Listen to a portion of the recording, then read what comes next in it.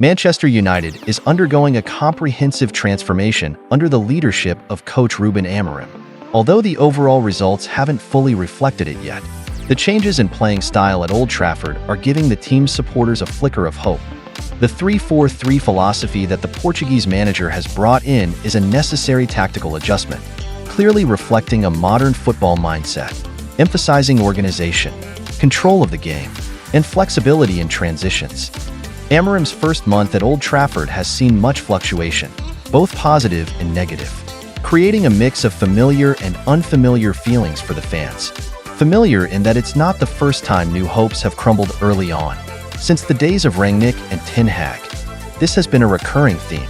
Unfamiliar, however, is the sense of pride fans now have, as United is no longer a Robin Hood-esque team, where wins and losses depend on the opponent and fleeting emotions. Why did they beat City? Why did they lose to Bournemouth?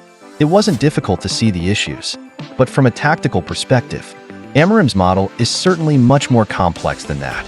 From his first days, Amorim has clearly conveyed his philosophy through his operational approach. His 3-4-3 formation is built on maintaining a tight structure. Defensively responsible center-backs are also the starting point for attacks. This static build-up play from the back is clearly not new. Lisandro Martinez and Matthijs de Ligt frequently carry the ball forward from deep, waiting for their teammates further up the pitch to position themselves correctly. This brings patience to the team's play, although it can sometimes feel slow and lacking in penetration against packed defenses. Andre Onana remains a key figure in the new system. His passing ability is crucial in breaking down the opponent's initial pressing lines. Onana's varied and decisive distribution opens up space for the advancing wingbacks. However, his individual errors in recent matches need immediate improvement. What sets Amorim apart is the effectiveness of his build-up play from the back. At their best, United can outplay Man City. As demonstrated in the recent derby, they completed 273 passes in their own half with an 88.7% success rate. The connections between Mazraoui, Martinez, and de Ligt were seamless and precise. And even from a spectator's perspective, it was clear how much difficulty Pep's team had with their initial pressing. Amorim's football demands harmony between all lines. From build-up to attack, Bruno Fernandes, the team captain, plays a central role in controlling the tempo. He frequently signals to his teammates to remain calm, ensuring the team doesn't get drawn into playing too quickly or rashly. Fernandes consistently excels at creating chances and acts as the link between midfield and attack. Amorim's use of Bruno in various roles, from central midfielder to second striker, highlights his importance to the system. However, it's undeniable that implementing this new philosophy has presented significant challenges. Against deep-lying defenses, United often become stagnant. They dominate possession, but mostly with sideways or backward passes, creating a characteristic U-shape. This leads to a lack of penetration as the players struggle to break through the opponent's dense defensive lines. In some matches, Amorim has experimented with having center-backs like de Ligt push higher up the pitch, directly supporting the creation of space in midfield. Diagonal passes from Lisandro Martinez have also become a potent weapon, especially on the left wing where Marcus Rashford often exploits the space created. With Rashford now out of the picture, Amad and Garnacho are ready to receive these long passes and create chances. Amad's decisive goal against City was a perfect example of this. One delicate touch, and United's new star was splashed across every sports page in England the next day. This change also impacts the role of the striker. Rasmus Højlund plays a very effective wall roll in cutbacks and off-the-ball movement. He frequently exploits the half space on the left, creating dangerous opportunities from combinations with Bruno or previously Marcus Rashford, and now Alejandro Garnacho.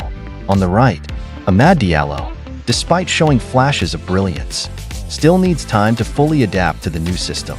His impressive dribbling and one-on-one ability are bright spots, but he needs to demonstrate this consistency throughout matches, a demanding ask for a player who has just broken through. United's defense has also improved significantly. In theory, and setting aside the numbers for now, this appears to be the case. With a 3 center-back system, the team relies less on individual duels. Instead, intelligent positioning helps them prevent dangerous situations early in the opponent's build-up play.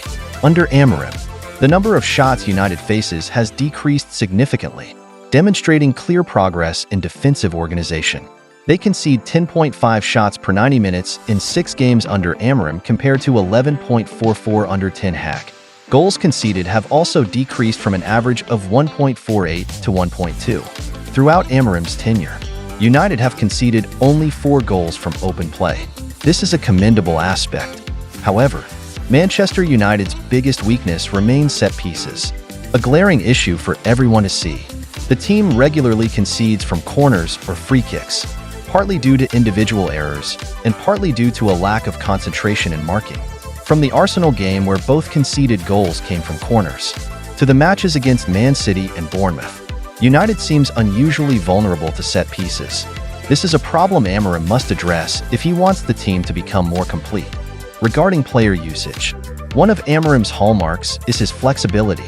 He doesn't hesitate to change players' roles to suit different opponents. Bruno Fernandes might play as a playmaker in one game and as a supporting striker in another. Similarly, Alejandro Garnacho and Tyrell Malacia have been tested in various positions to maximize their potential. Antony continues to be deployed as a wingback, an experiment that hasn't yielded success yet but remains intriguing. This flexibility isn't always effective. Some players appear uncomfortable adapting to new roles, particularly Malacia. This is something Amorim needs time to refine as players gain a deeper understanding of his philosophy and requirements. Another notable aspect is team morale. Under Amorim, United no longer seem haunted by individual errors. Instead, they focus on rectifying mistakes and maintaining stability. This mentality was evident in the derby against Manchester City, where United secured a comeback victory through resilient and disciplined play. However, Amorim's journey at Old Trafford remains challenging. The Carabao Cup elimination by Tottenham Hotspur is a reminder that United haven't yet achieved the necessary consistency. The defeat to Bournemouth brought United back down to earth, leaving them languishing in 13th place. These defeats also highlight the need for better performances in knockout competitions, where small mistakes can have significant consequences. Nevertheless, Amorim's impact in a short period is undeniable. The team has improved tactically, showing signs of a more modern and scientific footballing approach.